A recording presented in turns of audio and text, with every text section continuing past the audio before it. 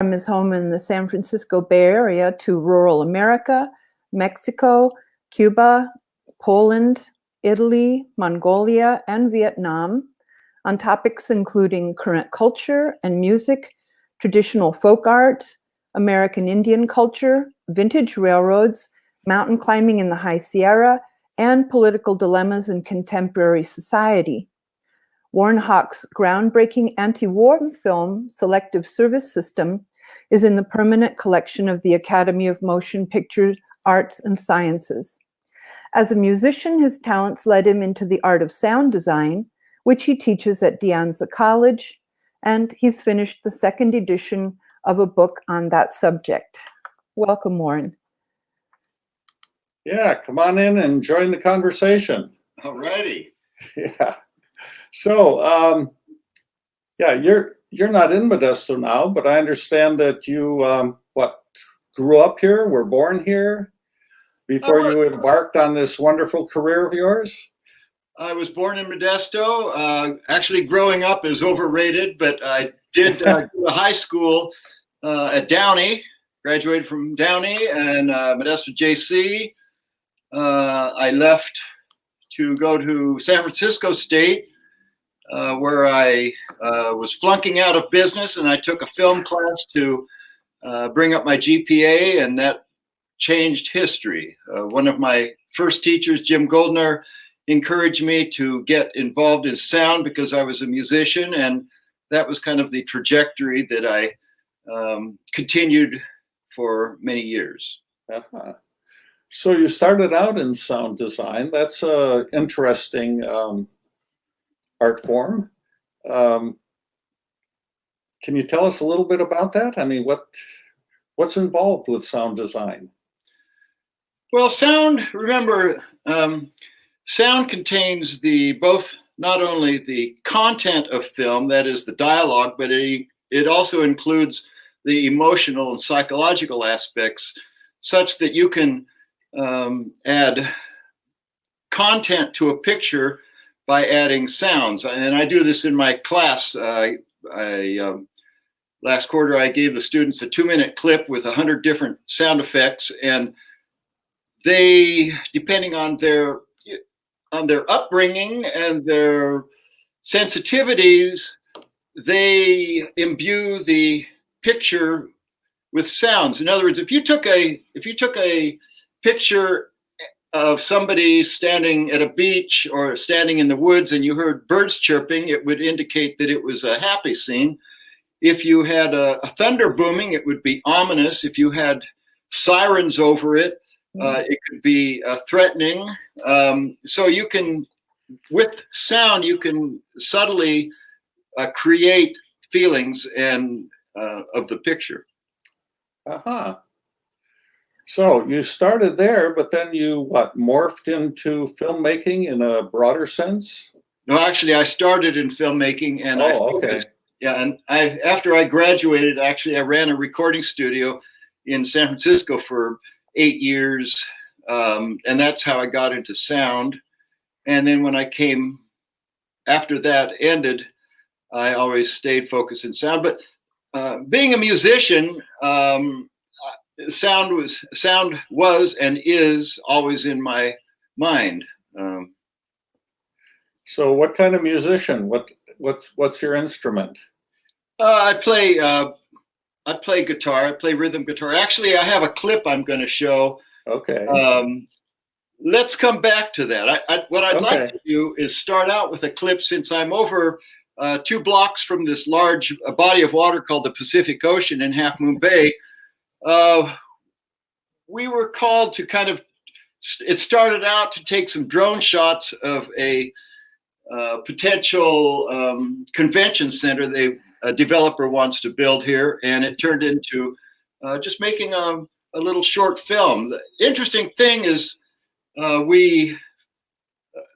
group of us at Ocean Studio finished this film and presented it to Green Foothills, and the lady said, well, that's really good, but the client may sue us because we don't have rights to the music. So I went for a walk, which is what I always do when I'm confronted with a problem. I walk in the hills and think about it. And so I came back and I did a new sound design that only includes music at the very end, and actually it was able to turn the film into something that includes sound. And if you'd like to show it, Sure. it's queued up.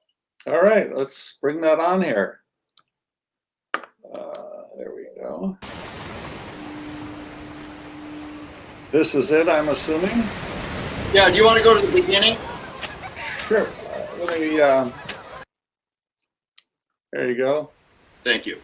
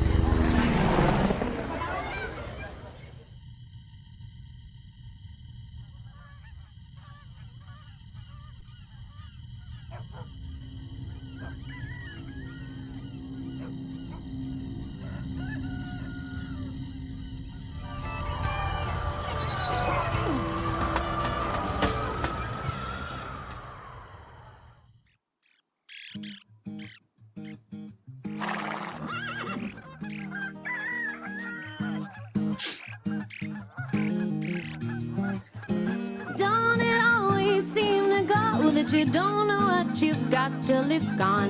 At Save Tunes Beach, you can keep your RV parked. Ooh la da da, ooh la da da.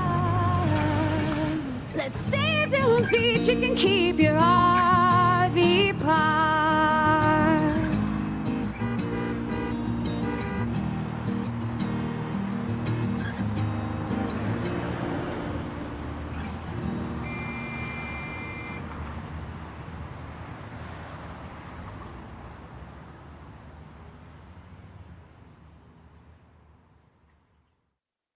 That is powerful.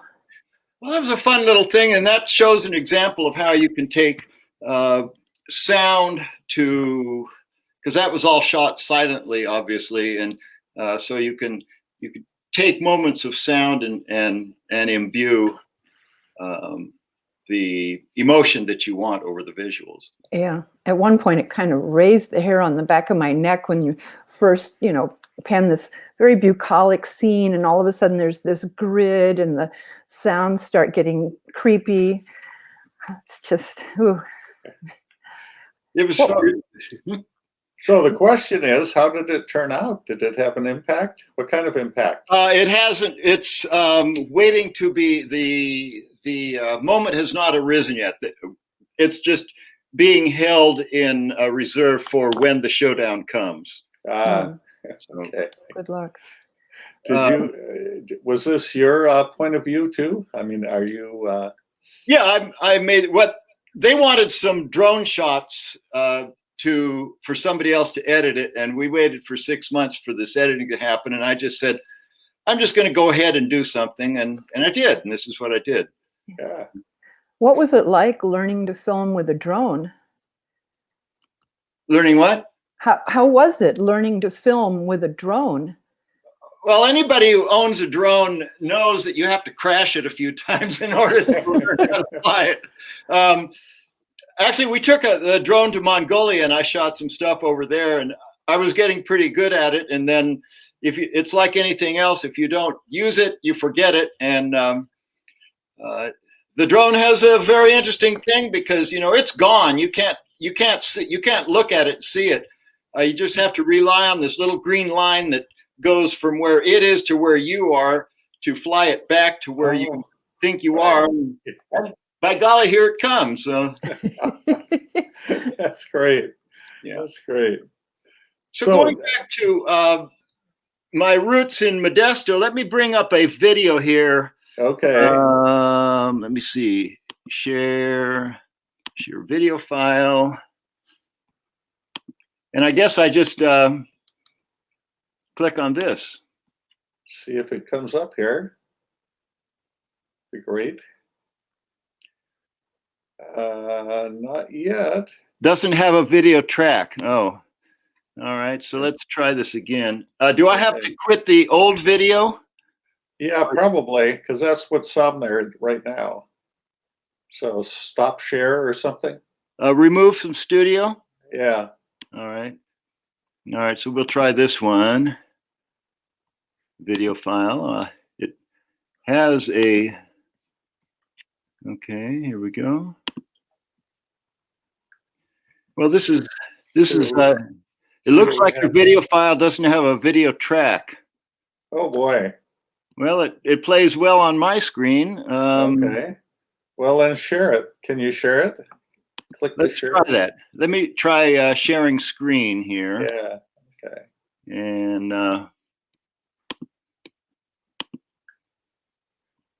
yeah, we got you again. do you see the screen of? Yep.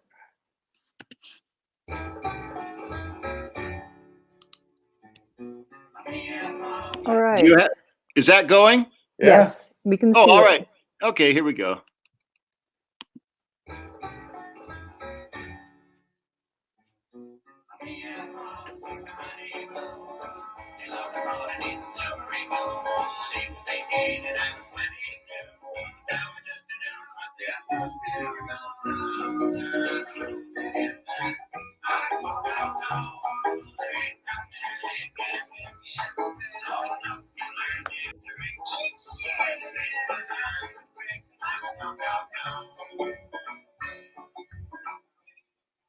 So this is in 1967, and we had a 50-year reunion in Newman in 2017.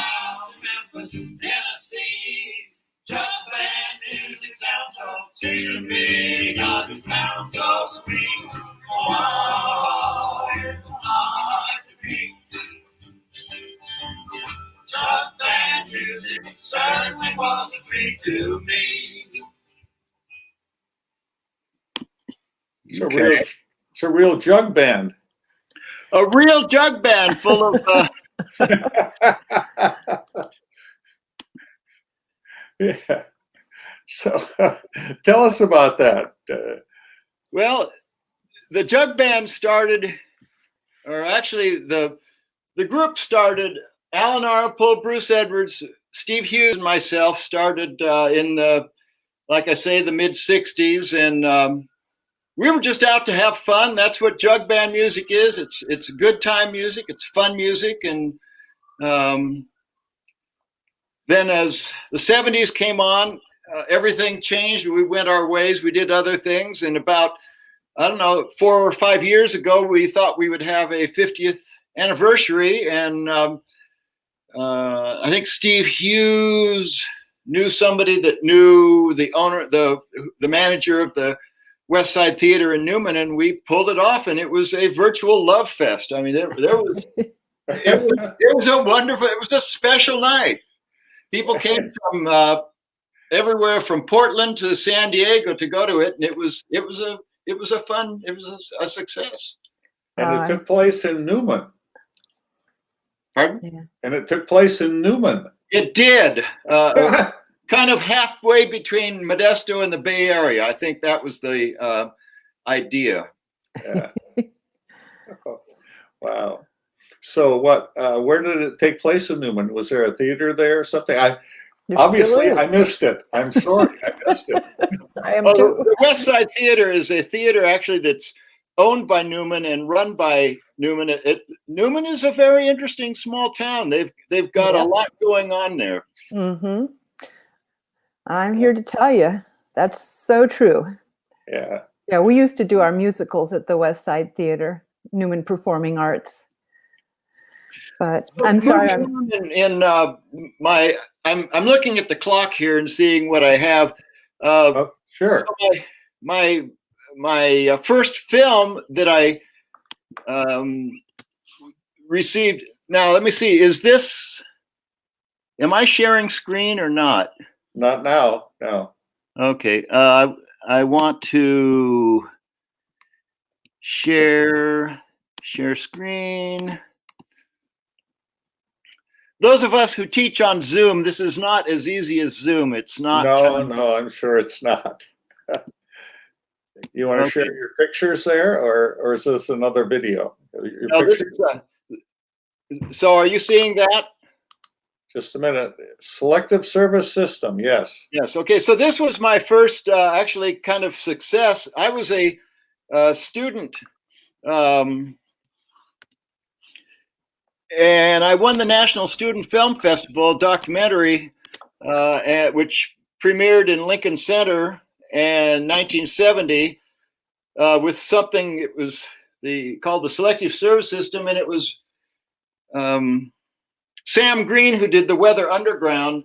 He proclaimed it as one of the most subversive short anti-war films in history, and I won't show any clips from it because it's very graphic, but it kind of propelled me into filmmaking at the young age of 23. And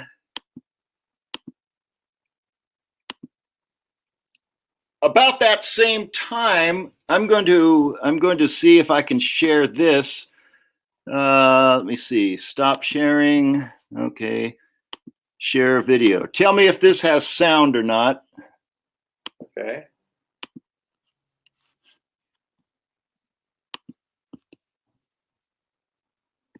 Okay, we're going to have to do the same thing because I get an error saying that it has no picture.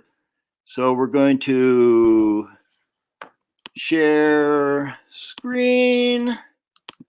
Yes. Share screen. Here we got something there. Okay, and tell me if do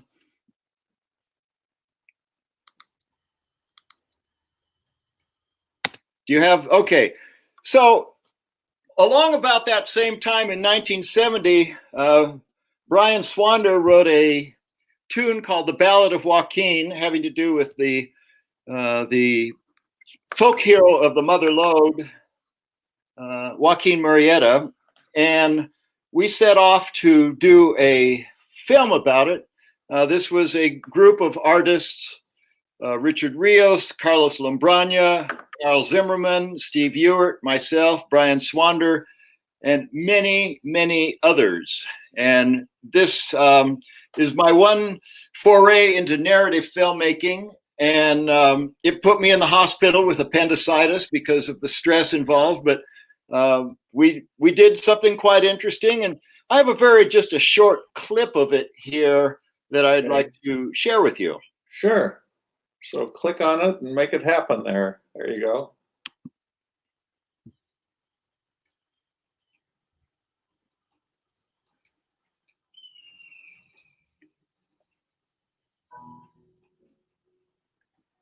Dead in the Sierra.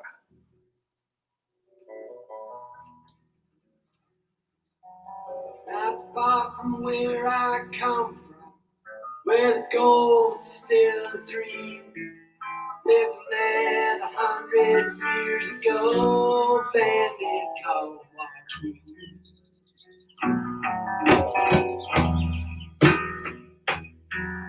You heard stories about it, but the truth is not the same.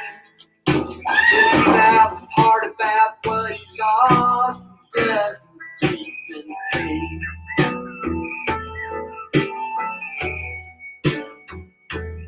Now you're riding down to town with a pistol and a horse. They wouldn't let him live by working, so we took him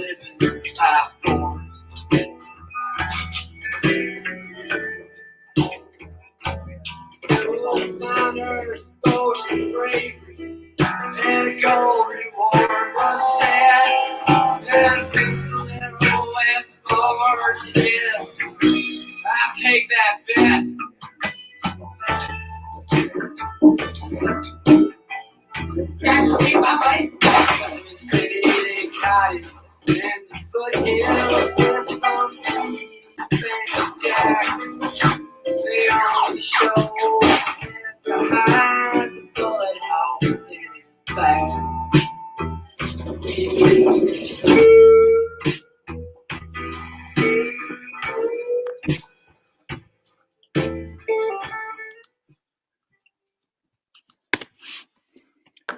And we could do a whole hour session just on that, I think. That Well, would be fascinating. lots of questions come up here. You said you did this with Brian Swanderer. Well, Brian wrote the original song that motivated it. Mark Brown stepped into the role of Joaquin along with Carlos Lombrana. We had two Joaquins. We had a story that blew out into a huge feature-length film and then got condensed back down into the short that it is right now, which more or less mirrors what it was that we originally set out to do. And like I say, this was my one foray into narrative filmmaking, which is not for the faint of heart. That is, narrative filmmaking is not for the faint of heart. Actually, documentary filmmaking is even tougher, though, in a different way, because documentary filmmaking requires being honest with what you are doing and with the footage that you're getting, because remember, filmmaking is a lesson in chasing a dream that doesn't exist. It's very, in a way, it's very Zen, because you put together a puzzle that doesn't exist and nobody knows what it is until it's together. And if you're shooting something in a documentary sense and you have going in with ideas and you are not flexible, usually those ideas are not what you're going to end up filming. And in every case that I've, let's put it this way, in over 100 films, if I've done 100 films, maybe 2 of them came out like I had intended without any problems, because filmmaking is just a minefield of problems and issues. No matter how much I teach it, how much I talk about it, I'm still victim to, incredible problems. So documentary filmmaking, for example, in I'm going to show something from the film we did in Vietnam. It was constantly changing all the time.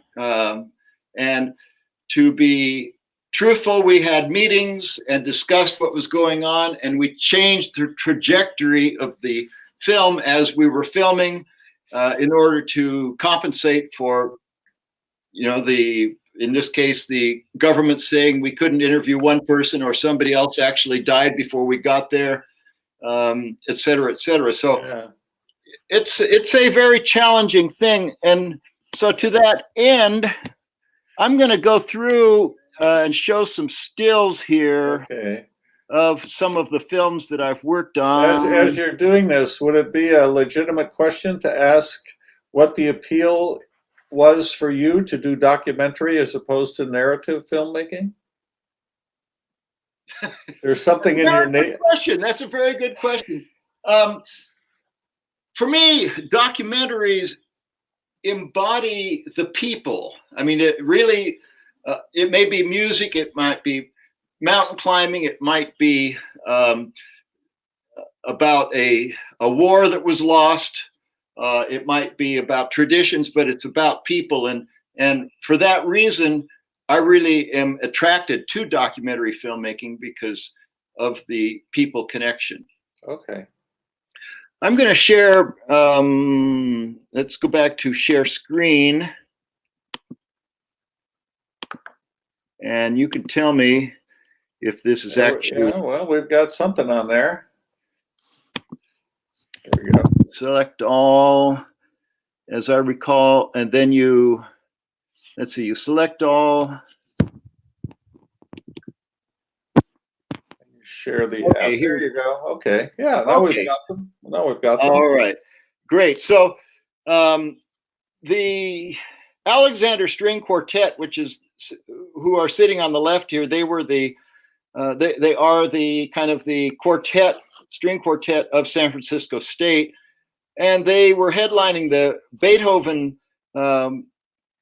festival in Krakow, Poland. So I was sent to do the sound on a film about them.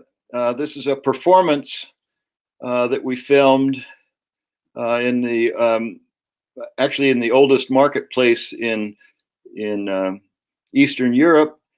And during this filming, they were playing a piece by Shostakovich, which was so profound. I was in tears. I was, falling apart. And the little voice in my head said, "Warren, you've got to get it together. You're doing sound on a film here. You can't let your emotions get involved." And I turned to the audience and everybody was in tears. So I wasn't alone. It was a very profound experience. This is the hall in which it was filmed.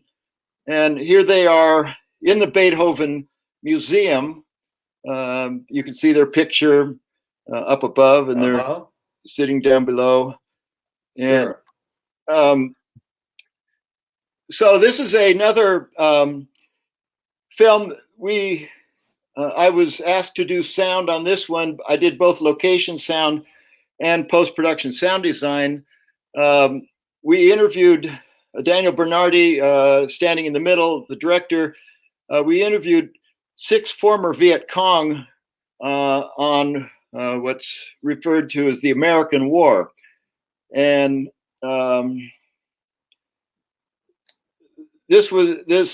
we finished a hour feature documentary, which is actually out now, called The American War. And these are some of the production shots.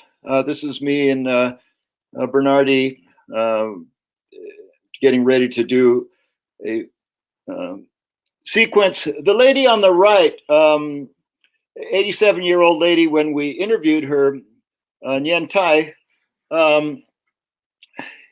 she had a very profound story to tell. She was captured, imprisoned, tortured. They gave her up as dead. They threw her body on a wagon of corpses to be taken to the morgue. Her family discovered her, took her home, brought her back to life, nursed her until she was well, and she was captured again and imprisoned again. So she was one of 6 who told her story. A very profound film, and you could see me in the background.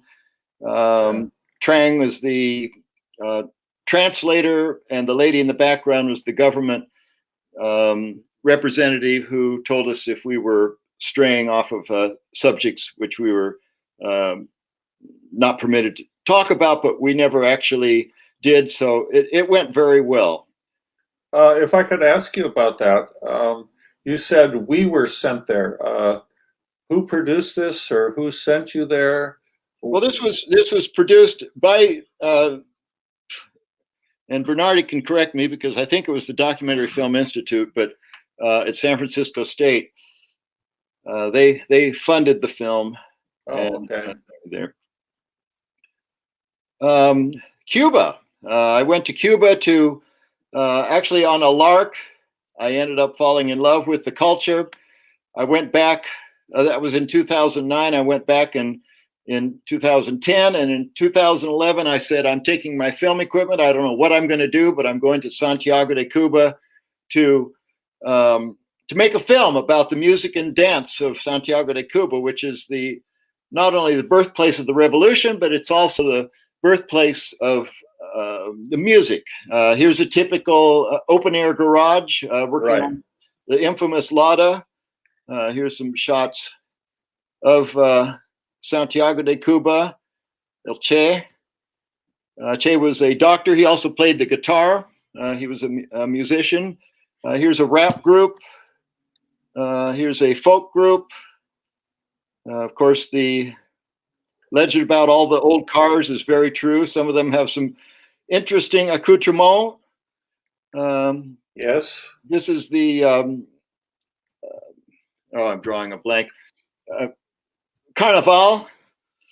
And this is a gentleman that I eventually met who became a central figure in the film, Sergio de la Sobovin. I'm going to show a short clip a little later of him because I would be remiss if I didn't include something in his spontaneous joy and happiness. But he seemed to be like he attracted children wherever he went who liked his vibe and danced with him. Kind of the bard of the barrio. So that came out in 2015, and it made its rounds. And then a few years ago, San Francisco State had sponsored actually a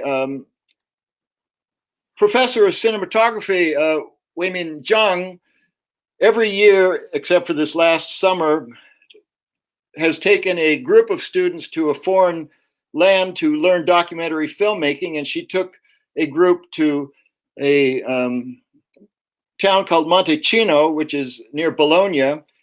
They put them up in a castle, and I went there just to kind of to tour Italy, but I dropped in for a week to hang out and kind of be a mentor to some of the students. And when the first time I went to where they were feeding them, this was profound, but they were feeding them, they put them up in a castle and they were feeding them in a Michelin rated 4-star trattoria. And so I said, I'm going to make a film about this food because it's absolutely profound. It's really good. A few years later, I was sent to Tetitlán de Valle in Oaxaca, Mexico, to do a film about an English professor, Troy Carlton, who for 10 years on her own recognizance has been taking students to Tetitlán de Valle to make a trilingual dictionary of the Zapotec language. So the dictionary is in English, Spanish, and Zapotec.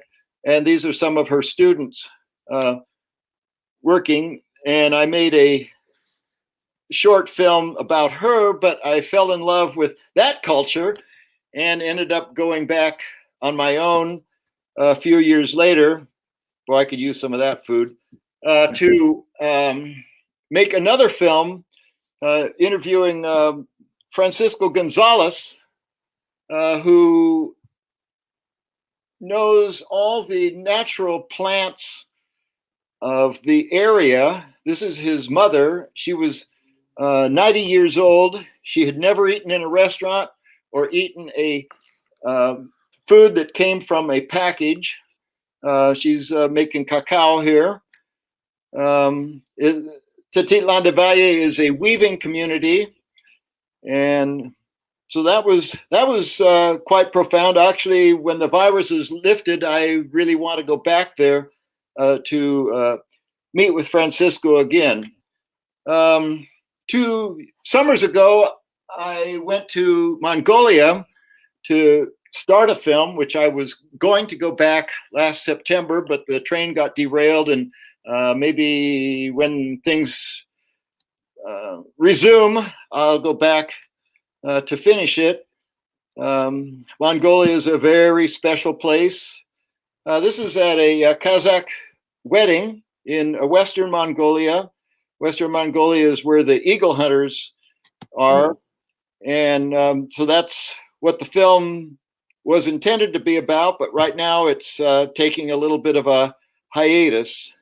And hopefully we'll get back to that when things clear a little bit and travel plans can resume. I would be also remiss if, in the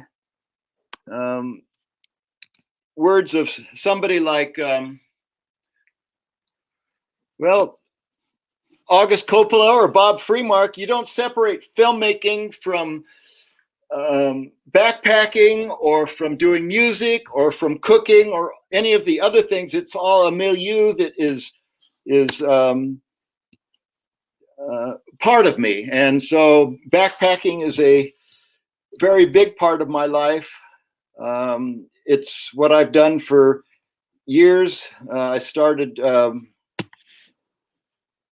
This doesn't seem to be. Oh, it somehow went from.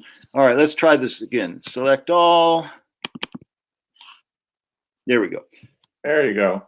Okay. I started at. I went to Camp Jack Hazard when I was 10 years old, up by Dardanelles. I went there every year of my life and found out about the beauty of nature and the closeness to God. And the high country is my church. And there's some of her lovely little critters scampering up the rock.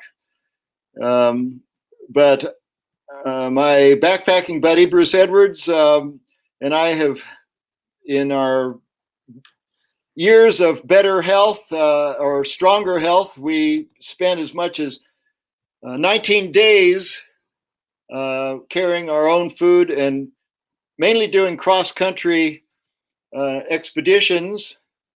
This is on Haystack Peak, looking 23 miles into the distance. You can see Three Chimneys and over by Kennedy Meadows. Okay. And of course, then there's the other side of backpacking, the lovely mosquitoes. Let me see. How do we? Okay. And I guess as long as we're on it here, let's see.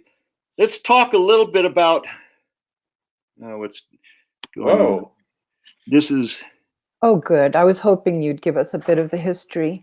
Well, it's part of the history. Okay, so be it. So remember, filmmaking is just an illusion of flashing pictures, still pictures, 24 times a second gives an illusion of motion, and showing little tiny bits of audio, playing different bits of audio gives the illusion of sound, and you put them together and it creates something called a motion picture. You can see here's a strip of celluloid with the images on it, and off to the right is the soundtrack. Now, the earlier films, of course, were silent films with accompanied by organ music, or in the cheap joints, they had a honky-tonk piano, and in the ritzy places, they had a whole orchestra. And this, believe it or not, is a organ in a castle down by Death Valley, not Scotty's castle, but it's another castle. And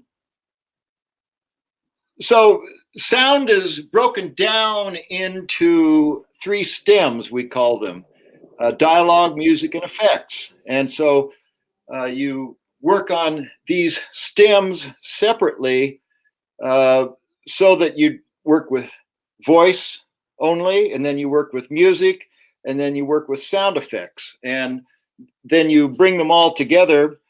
And this is a typical editing session where you can see, these are all dialogue tracks, these are music tracks, these are sound effects, little tiny little bits of pieces of sound that when played together create the illusion of a soundtrack. Wow. This is in Pro Tools. Here's a Foley stage at San Francisco State. And in order to create sound effects, you score sound effects to picture, playing the picture. And we have various types of hardwood. Under the carpet is marble, gravel, bark, stone, sand, metal, dirt. In here is water. So you create sound effects to picture because there are many things that are too subtle to be able to be recorded on set. Oh.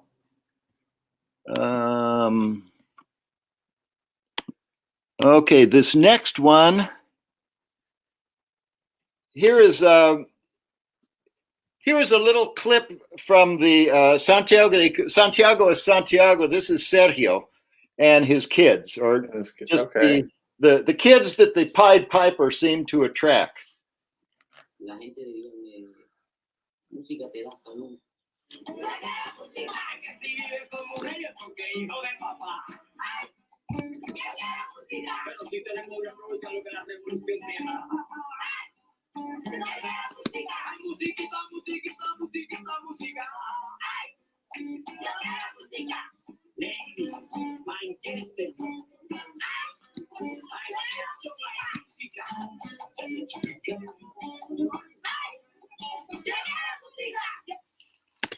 So this was a theme actually from a screening that I did at the State Theater a few years ago, in which we showed Santiago as Santiago, and the show was billed as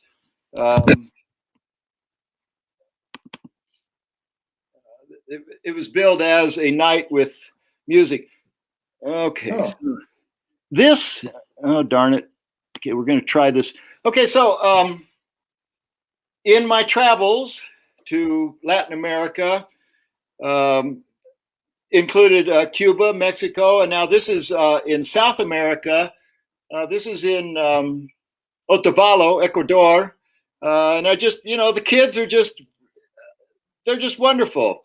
Brian Swander and I decided that we were going to, this was in '79, decided that we were going to go hike the Gringo Trail to Machu Picchu. It's supposed to be a 5-day ordeal. Back then, the map was a piece of paper with some vague directions on it. Nowadays, you have to win the lottery and hire a group, but back then it was just, oh, I mean, we got lost. We were stumbling down the hillside, falling in mud, and it was pouring rain in the jungle.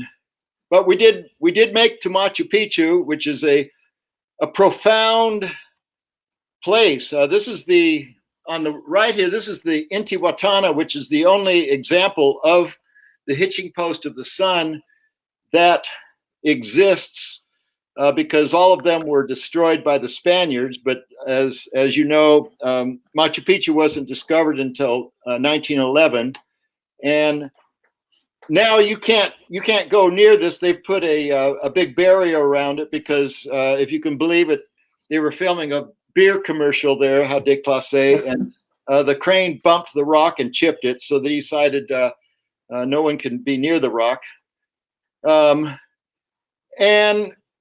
right behind Machu Picchu is Huayna Picchu. I don't know if somehow the pictures are out of order here, but this is sitting in the top, which is 1,000 feet straight up above Machu Picchu, is literally a throne carved into solid granite and I have to find out why, because the pictures are not okay. So what I'm going to do is I'm going to close this and try again. Okay.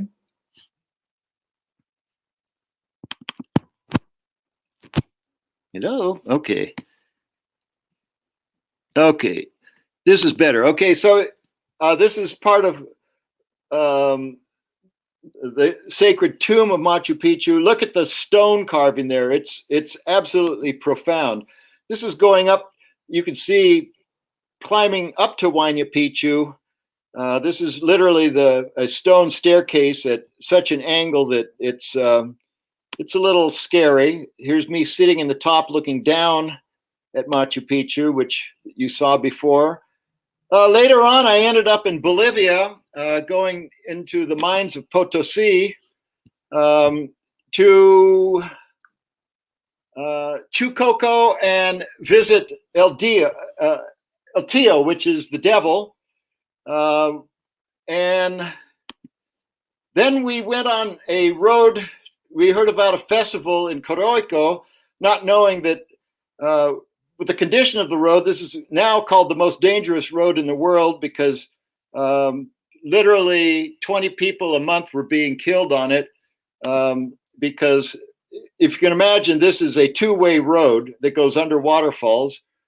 And we got to Coroico, and there was an incredible celebration. And a little later, actually on a different trip in '85, I had the train ride of my life coming out of Sucre one morning. The train lost its brakes and overturned in the ditch. So I was actually in this car right back here. I was fortunate. I lived through it. There were 5 people who didn't and 27 that were seriously injured. This brings us to my final thing that I want to share with you, that I am a train lover, a rail fan. And I just finished a film called The Trains We Missed. And this is done in collaboration with the Western Rail Museum near Suisun City. They have a huge archive of 16 millimeter, and they have never done an inventory of it. So they asked me if I would inventory it. The first pass was 5 single-space typewritten pages of how many 100 entries of half-hour films. And so I was able to, they said, if you inventory it and give us a detailed description, you can use anything you want. So here's a little promo for the film that I just finished about 2 weeks ago. And tell me if this comes through all right. Well, visually it's coming through. Yeah. Very good.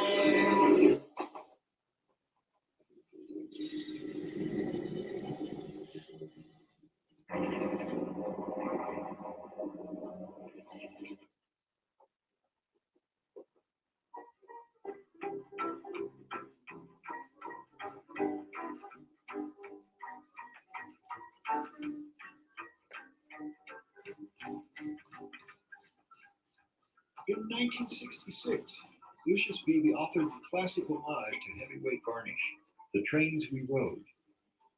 In this program, we pay tribute to some of the smaller, more obscure operations in Northern California and Western Nevada, which missed recognition.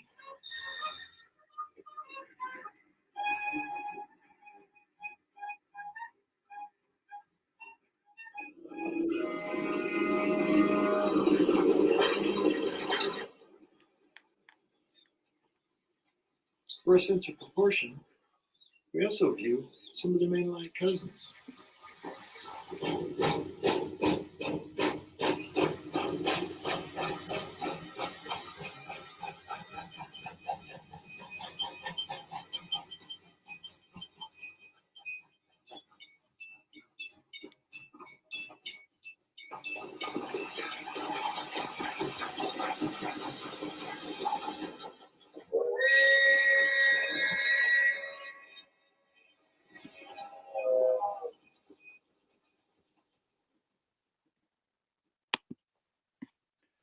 Okay, that's kind of my presentation. I'm open to questions and discussion in whatever time is remaining. Well, first of all, I have to say I am duly impressed. There seems to be no end to your curiosity, and each one of the things you presented to us could be a show of its own. I mean, I'm loaded with questions about Cuba, about the trains. Also notice that even though you left Modesto, and you told us beforehand you couldn't wait to get out of here, you've maintained contact with people like Brian Swander, coming back to Newman to do a show, to, you haven't left us. You're still connected in some ways. Thank Yes, goodness. Yes. Do Linda, you- you had, Yeah, do you always carry a recording device so that when you are in a spot where there's some sound that you need or think you might need, you capture it? I regret to say that I am not one of those people that I don't even have a cell phone. That tells you I've got one leg plugged into the future of technology and one leg in the past with a landline. So I do have a flip phone. My daughter gave me a flip phone. You need this for emergencies, and I said, Thea, I don't have emergencies. So no, when I go to record something, my equipment requires that I make a dedicated effort, because to film or to shoot something, it's to do it right.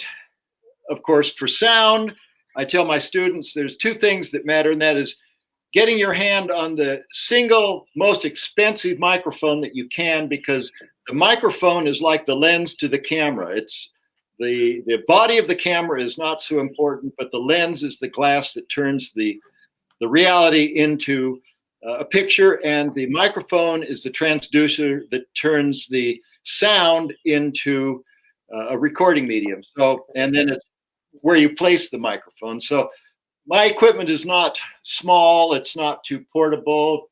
For example, here's the blimp that you put the microphone into, so the wind doesn't distort it, and then you actually put a wind jammer on it. So no, when I go out to do something, it has to be a concerted effort. So in the comments, I'm assuming you know someone named Ray Miller. I do. Ray Miller. Yeah. Yeah. Well, when I asked you about why documentaries instead of narrative films, he had an answer. He said documentaries don't require actors, as though there's some kind of prejudice against actors here. No, documentaries require getting down on your hands and knees and begging people to do interviews, which I'm sure you know very well yourself. Right. No, documentaries, true, they don't require actors, but don't blow them off as thinking they're any easier, because in a way they are difficult. The documentaries, and that brings up a Ray. Hey Ray, we brought up a show that we did, Reader's Theater. Jim Johnson did a tribute to Woody Guthrie. This was back in the 70s, and then I think we did a 10-year anniversary sometime in the 80s in Modesto. Okay. Actually, all over the Southwest. There's some interesting stories there. See, there's another Modesto reference, Jim Johnson. Yes. And when I talked to you the other day about trains, I asked you about Ted Benson, and you said, "Oh, of course, I went to school with him." So yeah, we went to different high schools together. I lived on one side of McHenry, and Arnapol lived on the other side. So we went to different high schools. Ted went to Davis. I went to Downey, but that doesn't matter. We're all friends and interested in similar things. You stayed in touch. Sorry, Linda, you had something? Yeah, what was it like having to make the switch to digital?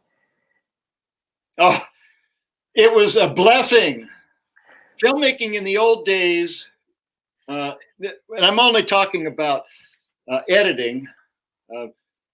The actual filming itself on celluloid is a little problematical, because you have to wait for a week or 10 days to get back your results, and you don't know whether you